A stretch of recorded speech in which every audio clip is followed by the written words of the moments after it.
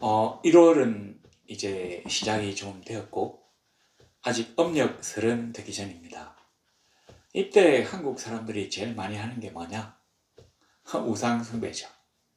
신년 운세니 이게 원래 음력설을 기준으로 하는 것이기 때문에 양력설이 지나고 난 다음 음력설이 시작되기 전에 본격적으로 많이 하는 것 같습니다. 제가 무슨 우상숭배를 철저하게 박멸하려고 지금 이런 설교를 하는 건 아니고 오늘 본문이 마침 그러한 장면들이 들어가 있습니다. 우리 간단하게 그 한글 이 본문 한번 살펴보려고 하는데, 그러니까 이렇게 한번 생각해 봅시다. 뭐냐면 사울과 이제 사무엘이 만나요. 사무엘이 나이가 많아지고 아들 그 요엘과 아비야가 브엘세바에서 아버지의 사사직을 띄어받아 가지고 이제 하고 있어요. 아마 아버지도 라마에서 사사직을 계속 수행하고 있는 모양입니다. 뭐 좀 나쁘게 얘기하니까 세습이네요. 이게 사사시대 이제 마지막에 가면 세습의 어떤 이 시도들이 자꾸 증가합니다.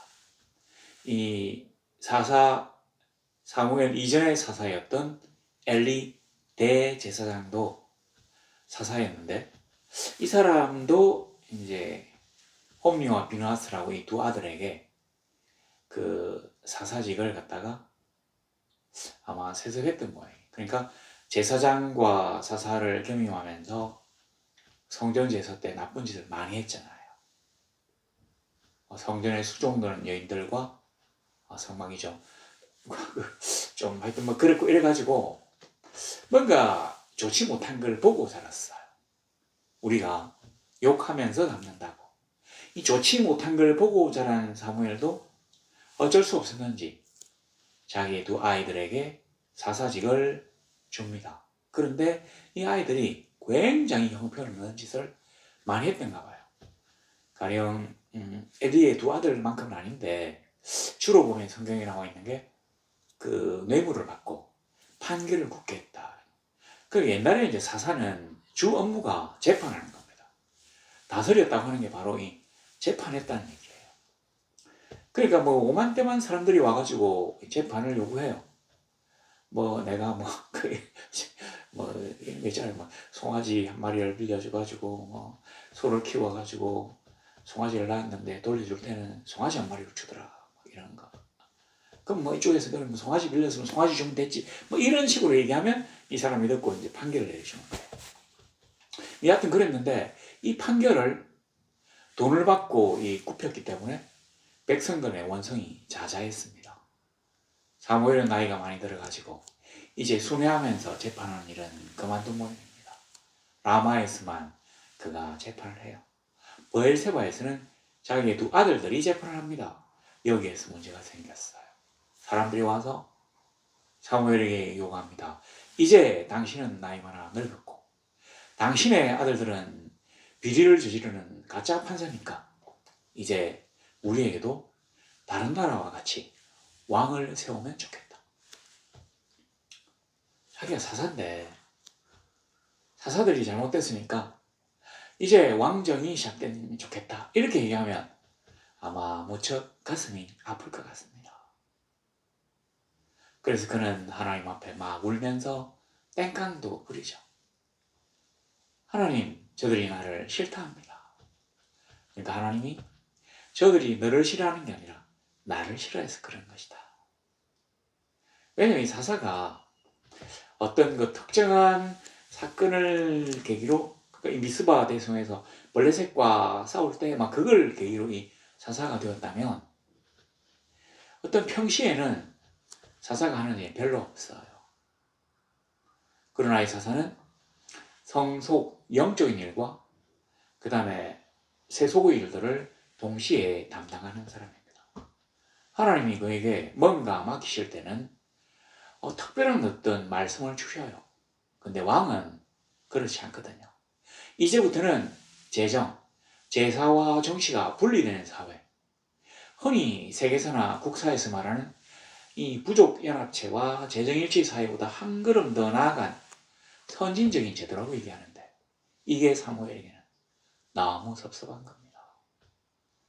그가 젊었을 때부터, 아주 젊었을 때는 아니고 그래도 젊었을 때부터 나이 많아 늙으실 때까지 최선을 다해서 동분서주하며 백성들을 다스렸는데 그들이 이제 자기에게 반기를 드는 것이 너무 섭섭하죠. 하나님도 사무엘에게 그만 섭섭해하지 말고 이스라엘의 새로운 왕을 세우라고 하셨습니다. 자, 오늘 이 본문이 이제 이 9장인데 이게 15절에 보세요. 사울이 오기 전날에 여호와께서 사무엘에게 알게 하여 이르시되 내일 이맘때에 내가 베냐민 땅에서 한 사람을 내게로 보내리니 너는 그에게 기름을 부어 이스라엘 백성 지도로 삼아라. 뭐 이런 말씀인데, 자, 이 말씀 있기 전에 아마 이 사무엘이 그 라마에 이제 있었던 모양인데, 이 사울이 어떻게 해서 사무엘이 있는 지역까지 오게 되었느냐면 아버지가 암나기들을 잃어버렸어요. 이게 이제 복수인데 이스라엘에는 단수 하나, 쌍수 둘, 셋 이상부터를 복수라고 합니다. 그러니까 이제 암나기들 몇 마리를 잃어버린 것 같아요. 그러니까 아들과 사환, 종을 갖다가 딸려가지고 그 잃어버린 암나기들을 찾아와라. 글쎄 잃어버린 암나기들을 찾을 수 있는 가능성이 어느 정도 되는지 모르겠는데, 여하튼 이 사울과 사환이 그 얘기를 듣고 아버지의 명령에 따라서 나기들을 찾으러 다닙니다. 암나기들이. 아마 수나기보다는 좀 더 비싸겠죠. 새끼를 낳을 수 있으니까. 자, 근데 이 나기들을 찾으러 갔는데, 여기 보면,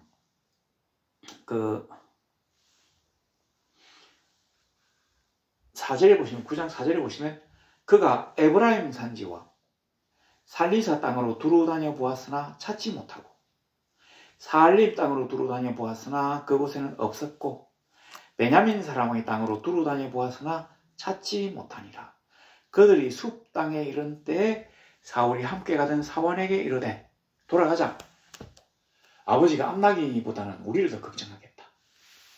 그러니까 사환이 사울에게 여기 이제 하나님의 선견자가 있는데 우리 그 사람에게 한번 물어봅시다. 그래서 사울이 또 얘기합니다. 선견자에게 뭘 물어보려고 하면 예물이 있어야 되지 않아? 그러니까 이 사환이 또 얘기하죠. 선견자에게 줄 예물은 이 은 4분의 1 세겔이 있으니까 이걸로 드리자. 우리 그 은 반세겔을 그 성전세로 내는 거 알고 있잖아요. 거기에 아마 절반이었던 것 같습니다. 글쎄 이게 뭐 많은 돈이라고 하기는 곤란하지만 그래도 빈손은 아니잖아요. 자, 그런 이 어떤 이 배경을 깔고 자 15절을 다시 본다면 사울이 이제 사무엘을 만나러 선견자의 집을 찾으러 왔어요. 14절 그들이 성읍으로 올라가서 거리로 들어갈 때 사무엘이 마침 산당으로 올라가려고 마주 나오더라. 산당이라고 되어 있습니다. 성막이 아니에요. 산당입니다. 자, 이 산당이 나왔어요. 선왕당, 성황당, 어떤 신당, 어로도 다 생각할 수 있는 비슷한 산당인데 여기서 물론 사무엘은 하나님 여호와를 섬긴 것입니다. 악신이나 사탄이나 잡귀들을 섬긴 게 아니에요. 근데 하여튼 어디서 들었던 말과 비슷합니다. 근데 사울이 오기 전날에 여호와께서 사무엘에게 알게 하여 이르시되, 이 말을 갖다가 정확하게 다시 이 원어의 어감대로 번역한다면 하나님이 사무엘의 귀에다 대고 어떤 계시를 속삭이셨다. 이런 것입니다. 그러니까 우리가 하나님의 말씀을 들었다고 얘기할 때 여러 가지 방법을 우리가 알 수 있습니다. 어떤 사람에게는 기도하는 도중에 불현듯 심은가 가슴에 빡 떠올라가지고 그러면 되겠다. 그걸 보고는 하나님이 말씀하셨다고 얘기하는 이도 있어요. 어떤 이들은 자기 우연히 성경을 보고 있는데 어떤 말씀이 눈에 띄었는데 그 말씀을 보고 아, 그가 이렇게 나에게 지시하셨구나 해서 하나님이 말씀하셨다고 얘기하는 경우가 있습니다. 그런가 하면 약간 미신적입니다. 그런가 하면 우리 조금만 그 얘기하고 갔는데 갑자기 막 까치가 깍깍깍깍 울었다 합시다. 좀 웃긴 얘기인데 하나님이 내 귀를 들으시고 응답하셨구나 하고 얘기하는 경우도 있을 수 있어요. 반대로 까마귀 와서 울었다고 이거 안 되는구나 생각할 수도 있습니다. 참고로 제가 경험해온 데가 아닙니다. 절대 아닙니다. 그러니까 너무 심려치 않으셔도 되는데 여하튼 각종 다양한 방법을 아침에 일어나서 말하는 게 접시가 탁 깨지가 아이고야 아니구나 하는 경우도 있을 수 있고요. 뭐 가다가 뒤통수를 갖다가 문지방에 탁 머리를 드는데 이게 맞았다. 아닐 수 이렇게 생각할 수도 있는데 전혀 상관이 없습니다. 왜 우리가 그렇게 생각하냐면 마귀의 그 섭속 이 문화적 분위기 속에서 자라왔기 때문에 그런 어떤 금기시되는 것들, 미신들, 무속의 풍습들에 젖어 있어가지고 그렇게 생각하는 거예요. 자, 우리가 이까지만 보면은 우리가 무당이나 저는 찾아간 적이 없는데 점쟁이가 가서 뭔가를 갖다가 요구하고 점괘를 듣고 글쎄요 계시라고 하긴지 모르고 지시사항을 받는다 합시다. 여기 나온 산당과 점집이나 신당이 비슷한 것 같지 않나요? 뭔가 귀신이 귀에 대고 속삭인다고 얘기하는 무당들의 말과 비슷한 것 같지 않습니까? 그리고 무당들이 하는 말 있잖아요. 복채가 없으면 점사가 효험이 없다. 이런 소리를 하는데 글쎄요. 무당들도 먹고 살려고 그랬는지 좀 비슷해 보이죠? 근데 결정적인 차이점이 여기에 있습니다. 두 가지예요. 뭐냐면 첫 번째는 섬기는 대상이 다르다고 하는 거죠. 우리는 이 세상의 유일한 신인 여호와를 섬깁니다. 우리가 하나님이라고 할 때 이 하나님이란 말은 신이라고 하는 말이죠. 강력하고 절대적이며 위험 있는 신을 하나님이라고 해요. 근데 이 성경에 있는 다른 하나님이란 말은 때로는 그 잡신들, 우리식으로 말하면 잡귀들을 불러 일컫는 경우가 있습니다. 우리는 유일하신 하나님의 모든 것들을 잡귀라고 생각합니다. 사탄이 각종 다른 형태로 나타나서 우리가 하나님에게로 가까이 가는 것을 방해하기 위한 수작질이라고 생각해요. 그러니까 섬기는 대상이 다릅니다. 또 하나는 뭐냐면 16절에 내일 이맘때 내가 베냐민 땅에 산 사람을 내게 보이리니 왕으로 삼으라 했어요. 그래가지고 쭉 보면 18절에 보세요.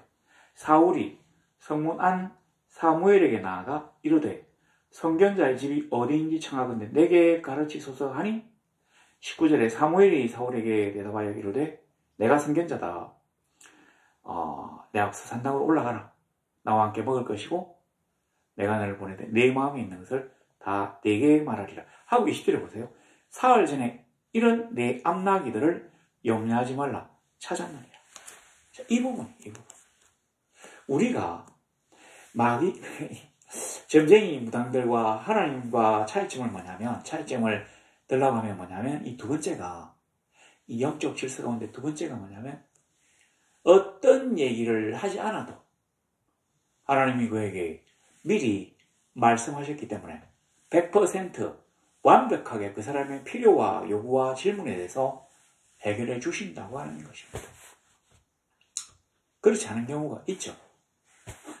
미안하지만 그럴 때는 인간 우리의 영성들이 그 정도가 안 된다 이렇게 생각하시면 됩니다.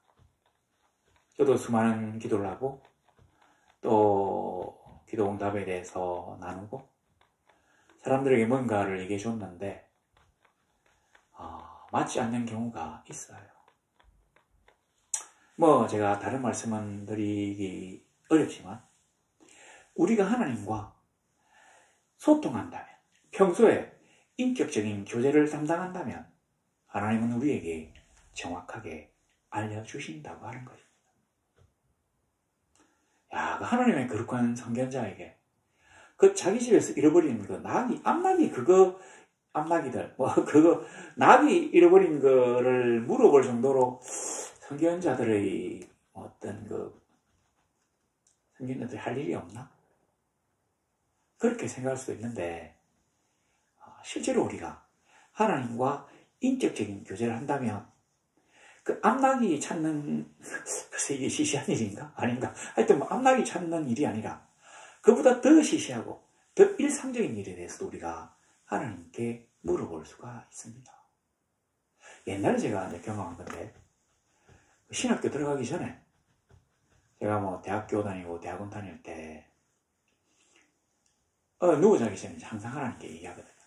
하나님 아버지, 오늘 밤에도 저에게 하실 말씀이 있으면 꼭 가르쳐 주세요. 하고 자면 꿈이 딱 꾸이고 그 꿈이 그 다음날 아침에 신통하게 만난 경험들 제가 많이 한 적이 있습니다. 이게 저에게 어떤 영향도 미치진 않았어요.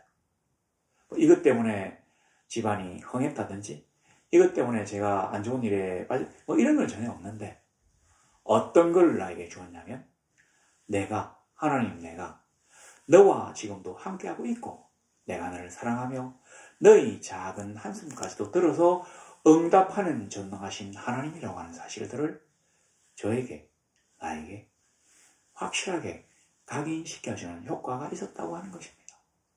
이 세상을 살펴보면 하나님의 영적인 일들을 수긍할 수 없는 수많은 모순들과 어려움들이 보입니다.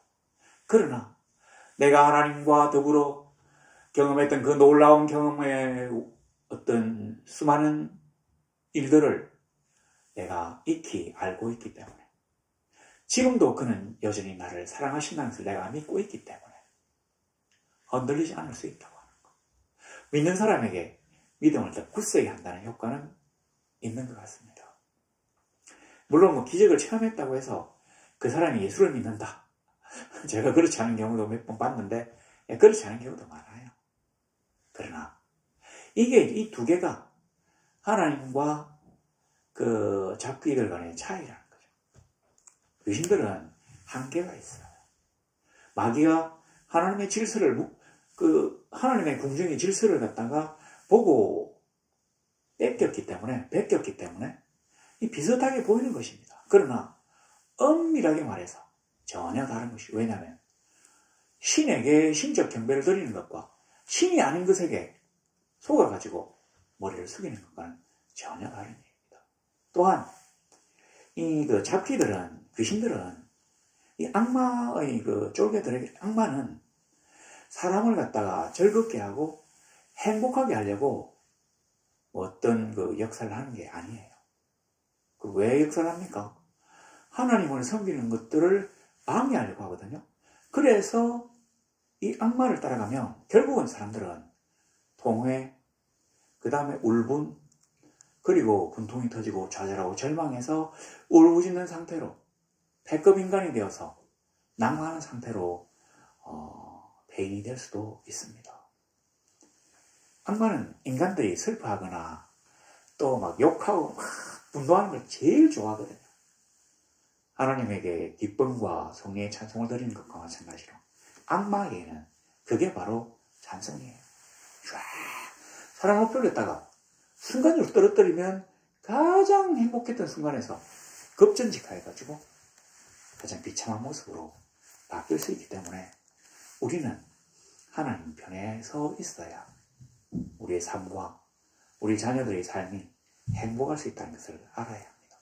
그러니까 말도 안 했는데 너가 걱정하는 거 걱정하지 마. 그건 이 암나기들 벌써 찾았어. 근데 찾았다고 하는 거 보세요. 여기 보면 12, 20절에 아까 두 번째 줄에 찾았느니라. 이 찾았다고 하는 게 사실은 오늘 설교의 주제어입니다. 뭐냐면 이스라엘 백성들은 이제 사사가 아니라 왕을 찾아요. 나에게 어떤 왕이 필요한지를 구하고 요구합니다. 다시 말해서 그들은 지금 왕을 찾고 있습니다. 어떤 사람이 이 나라의 처음 왕이 될 것인가? 사무엘도 마찬가지로 하나님의 명령을 받고 왕을 찾고 있습니다. 사울은 좀 달라요. 왕좌를 찾는 것은 아니고 암나기들을 찾고 있습니다. 그런데 여기 찾았느니라고 하나님이 딱 말씀하시잖아요. 물론 사무엘이 했지만 하나님이 찾았느니라는 이 찾았느니라는 말은 완벽하고 정확하고 확정적인 선언입니다. 뭘 찾았느냐? 이스라엘 백성들이 나에게 구한 왕을 찾았다. 사무엘이 어디에 이 민족과 나라를 위한 처음 왕을 찾을 수 있을까 했을 때 왕을 찾았다. 사울 역시 암나기를 찾았는데 암나기를 찾으면서 끝이 아니라 그가 왕자를 찾아가지고 왕자의 새로운 주인이 되었다고 하는 확정적 선언입니다. 우리가 사울 하면 부정적인 느낌을 많이 갖고 있어요. 그러나 사울이 초대 이스라엘의 통일 왕국의 왕이 될 수 있었던 이유는 그가 하나님의 눈에 들었기 때문입니다. 어떻게 해서 그가 하나님의 눈에 들었죠? 제가 조금 전에 말씀드렸잖아요. 그가 아버지의 암나기들을 찾으라고 하는 그 심부름에 대한 명령을 받았을 때 어떻게 했습니까? 이 나와 있네요. 제가 땅은 잘 못 외우겠습니다. 에브라임 산지, 살리사 땅, 사알림 땅, 베냐민 땅, 그리고 숲 땅. 그가 베냐민 지파의 땅과 에브라임 산지, 엄청나게 넓은 지역을 막 찾았어요. 이 나귀들이 네 발 달린 짐승이니까 어디든지 못 가겠습니까? 몇 마리나 되니까 자기들끼리 풀을 뜯어먹어 가면서 막 돌아다녔을 거예요.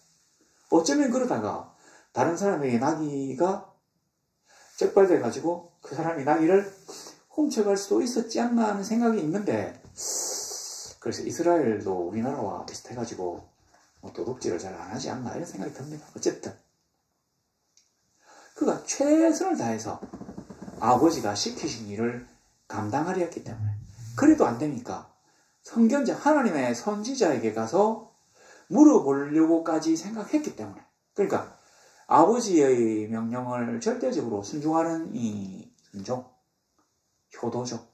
그 다음에 두 번째로는 어떤 맡겨진 일에 대한 철저한 책임감. 그리고 세 번째로는 하나님에 대한 전적인 신뢰. 아니 어떻게 그런 생각을 다 합니까? 그냥 아버지 역설하고 가면 되는데, 야 우리 선지자한테 한번 물어보자. 선지자가 그 말 들으면 정말로 황당했을 것 같아요. 내가 지금 이 나귀 찾아주는 사람인 줄 알아? 우리 뭡니까? 전봇대 같은 거다 보면 뭐 하나 붙여놨잖아요. 집 나간 고양이 찾는다고 뭐 어떻게 생겼고 후사하겠습니다 이런 거, 뭐 강아지 찾는 거. 좀 다르긴 다르겠지만 여하튼 그랬어요. 농담 같습니까? 아닙니다. 우리가 이거를 딱 보면 뭔가 생각나지 않습니까? 옛날에 요셉이가 자기 아버지 야곱의 그 형들에게 뭐 먹을 거 갖다 주고 형들이 지금 뭐 일 잘하고 있는지 살펴보고 오라고 하는 그 심부름을 하려고 처음에 이제 세겜 땅에 형들이 갔다 오서 세겜 땅에 갔는데, 형들이 10명이 되잖아요. 그러니까 뭐 형들만 간 게 아니라 만약에 형들의 따라다니는 그 월급 목자들, 뭐 종들이 많았다고 하면 짐이 얼마나 많았겠어요. 이거를 갖다가 막 짊어지고 그냥 걸어갔는지, 낙이 태워가지고 싣고 자기는 그 걸어서 낙이 끌고 왔는지, 갔는데 없어가지고 또 막 들판을 다니면서 사람들을 찾다가, 형들을 찾다가 어떤 사람 만나가지고 도단으로 가더라는 얘기를 듣고 도단까지 가잖아요. 그렇게 열심히 찾고 나니까 그가 어떻게 했습니까? 결과적으로 애국으로 납치돼가지고 인신매매를 당해가지고 총리 대신이 되었지 않습니까? 우리 하나님은 자기 부모님에게 대한 효성을 일본으로 생각합니다. 나 외에 다른 신을 두지 말라는 하나님은 모든 사람에게 주어진 첫 번째 계명이고요. 부모에게 효도하라는 인간들에게 주는 첫 번째 계명입니다. 너의 일상적인 삶 속에서 이걸 우선시해라. 이렇게 하니까 그가 왕이 된 거예요. 그냥 된 게 아닙니다. 또 보면 이제 이렇게 얘기하고 사무엘이 뭐라고 하는 거 아니? 여기 보면 20절에 온 이스라엘이 사모하는 자가 누구냐? 너와 네 아버지의 온 집이 아니냐 하는지라. 이스라엘 모든 사람들이 너를 사모한다. 그 말은 이제 왕이 된다는 얘기인데, 왕이 입에서 떨어지는 말로 모든 것 다 하잖아요. 높은 벼슬도 주고 세금도 걷고 이 사람을 군대로 징집해 가기도 하고 벌도 주고 하니까 온 이스라엘들이 사울을 사모하게 되는 것입니다. 뭐 그 말이 그 말인데 사울이 어떻게 대답했나 하니 21절에 나는 이스라엘 지파의 가장 작은 지파 베냐민 사람이 아니니까 또 나의 가족은 베냐민 지파 모든 가족 중에 가장 미약하지 아니하니까. 사울이 이렇게 얘기를 해요. 근데 사울이 정말 그런 얘기를 할 만한 사람이었습니까? 아니에요. 9장 1절에 보면 베냐민 지파의 기스라 이름하는 유력한 사람이 있으니 자기 아버지가 베냐민 지파에서 아주 유력한 사람입니다. 그러니까 우리로 치면 뭐 경상남도 동부 지역의 유지예요. 몇 개의 군과 시를 뛰어넘는 이름난 유력한 사람입니다. 명문가죠. 그리고 그는 쭉 가니까 이름은 사울인데 준수한 소년이랍니다. 이스라엘 자손 중에 그보다 더 준수한 자가 없었대요. 우와. 고대 얼마나 죄송합니다. 얼마나 사람이 잘생겼으면 이스라엘에서 그보다 더 잘생긴 사람이 없다고까지 얘기했겠습니다. 뭐 이 준수라는 말은 사실은 미남이다라는 말보다 더 뛰어난 말이에요. 뭐 학식, 성품, 그 다음에 뭐 말솜씨. 우리가 사람들을 판단할 때 옛날에 뭐라고 합니까? 신언서판이라고 하죠. 사람을 판단할 때는 신, 껍데기 잘생긴 모습, 언, 말투, 서, 글씨 이걸 보고 사람을 판단하다고 했는데 막 그렇게 뛰어나다고 하는 얘기예요. 이스라엘 중에서 가장 뛰어난 사람. 그리고 키 보세요. 저도 이게 이 컴플렉스인데 키를 딱 보면 모든 백성보다 어깨 위만큼 더 크더라. 다른 사람들 쭉 서면 이 정도였대. 사실은 저희 정조 할아버지께서 이렇게 커졌다고 해요. 저희 아버지 항상 하시는 말씀이 장터에서 뭐 이렇게 사람보다 어깨 위로 탁 솟아 올랐으면 할아버지 하면서 뛰어갔다는 얘기를 제가 많이 들었습니다. 그런 사람이 너무 겸손해가지고 베냐민 지파 모든 가족 중에 가장 미약합니다. 너무 겸손하니까. 이 사람이 하나님의 눈에 들어서 왕이 될 수 있었던 것입니다. 농담이라고요? 아니에요. 기드온에게 딱 주의 사자가 찾아와서 뭐라고 합니까? 일어나라 큰 용서해라고 하잖아요. 그때 기드온이 똑같이 얘기했거든요. 저는 우리 집안에서 가장 미약합니다. 그리고 우리 집은 지파 중에서 가장 미약합니다. 이거 똑같은 얘기예요. 그러니까 하나님이 그를 큰 용사로 영웅으로 세워가지고 이스라엘 위기에서 구하게 하신 영웅이 되잖아요. 마찬가지입니다. 우리가 겸손할 때 하나님의 쓰임을 받을 수 있습니다. 우리가 교만할 때, 우리가 변질되었을 때 우리에게 주신 하나님의 은총들이 거두어가지는 것을 경험하게 됩니다. 그러므로 올 한 해는 첫째, 우상을 섬기지 말고 제가 항상 하는 얘기 있습니다. 신년 운세라든 이런 거 보지 말라는 거죠. 그리고 둘째, 겸손하라. 셋째, 하나님만 섬기라. 이렇게 하다 보면 하나님이 우리에게 생각지도 못했던 것들을 다 주실 것입니다. 이미 찾았느니라. 내가 원하는 것, 내가 구하는 것, 내가 소원하는 모든 것들을 이미 네가 찾았느니라. 걱정하지 마라. 내 마음에 염려한 것들 내가 알고 있으니 걱정하지 마라. 이미 찾았느니 더하기, 더 크고 놀라운 일들을 내가 너에게 부여하겠다 하신 하나님을 우리 한번 믿어보십시다.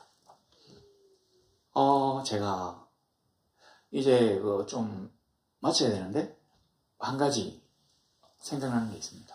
뭐냐면 우리가 신년 운세를 제일 많이 보면 토정 비결 같은 걸 제일 많이 봐요. 근데 이 토정 이지함은 1517년에 충청도 보령에서 태어났대요. 저도 이 사람에 대한 이야기를 많이 듣고 있었는데 이 사람은 솔직히 말하면 야화 그러니까 이 정사에 나온 게 아니라 야사에 나온 이 사람의 일대기를 보면 무슨 신성 같습니다.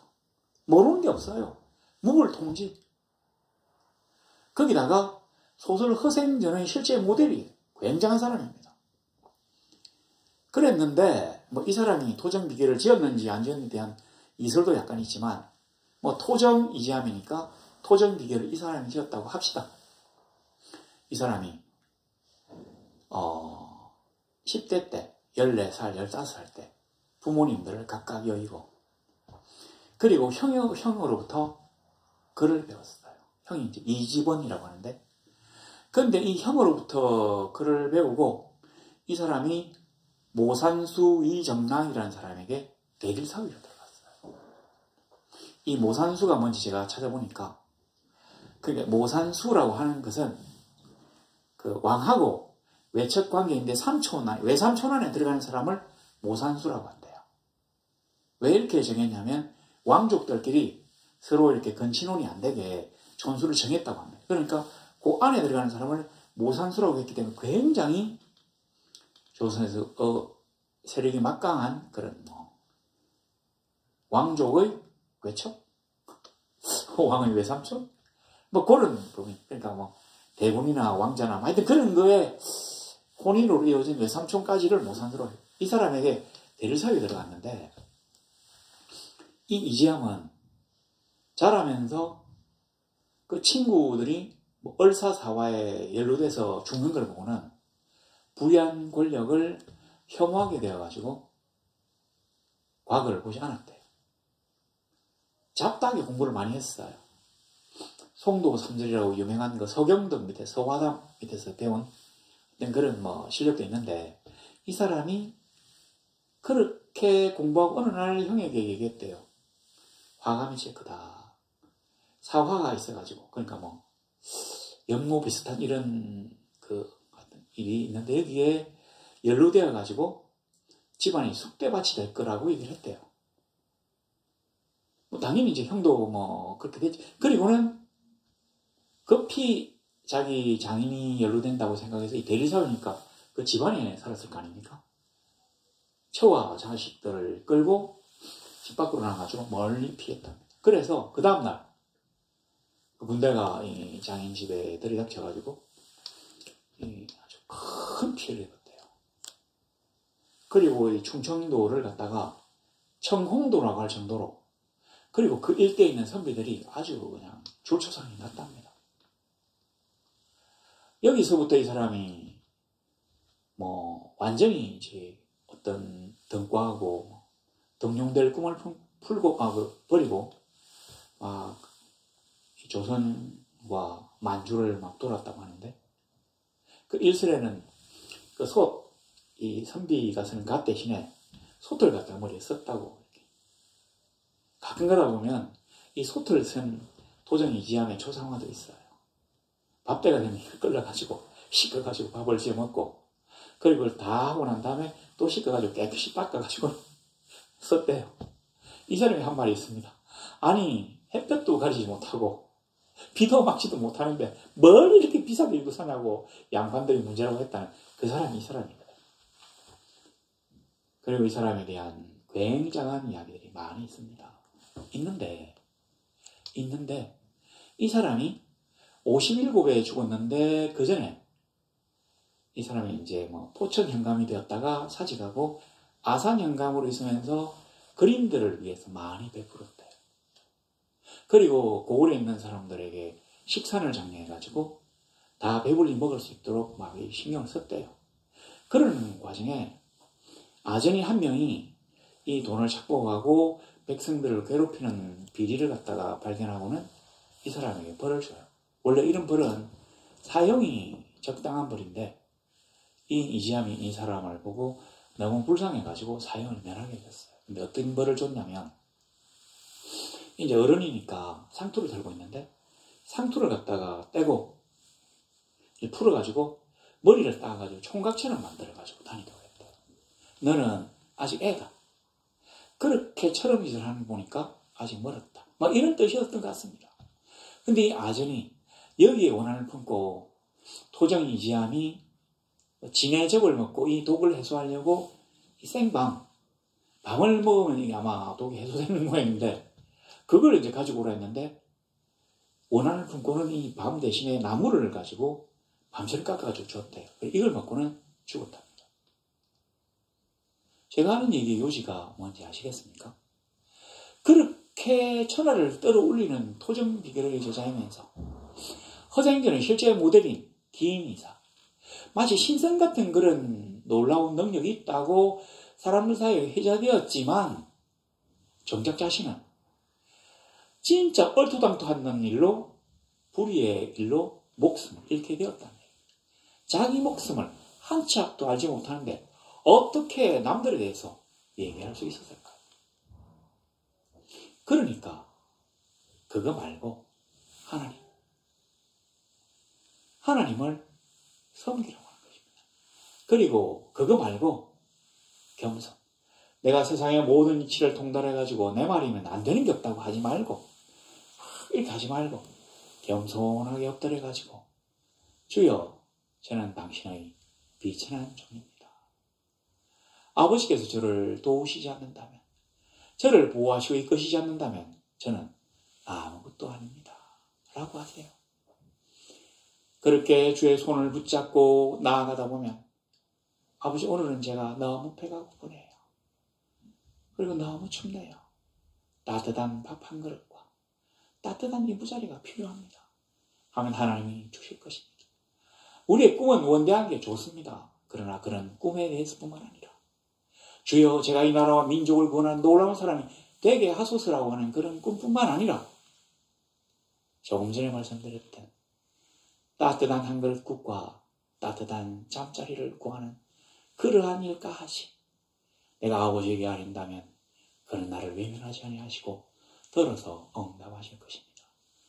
그렇게 한 해를 지나다 보면 하나님이 우리를 위하여 준비하신 놀라운 일들을 찾게 될 것입니다. 기쁨의 자리에 나가게 될 것입니다. 왜냐하면 그가 이렇게 착하게 그를 따라가는 우리를 위하여 예비하신 것들이 기다리고 있기 때문이지요. 신년 이제 두 번째 주가 되었는데 정말로 새롭고 힘차고 희망차게, 그리고 겸손하고 하나님과 꼭 손을 붙잡고 나아감으로 성령의 계가를 누릴 수 있는 그러한 성도가 되시기를 우리 주 예수 그리스도 이름으로 간절히 소망합니다.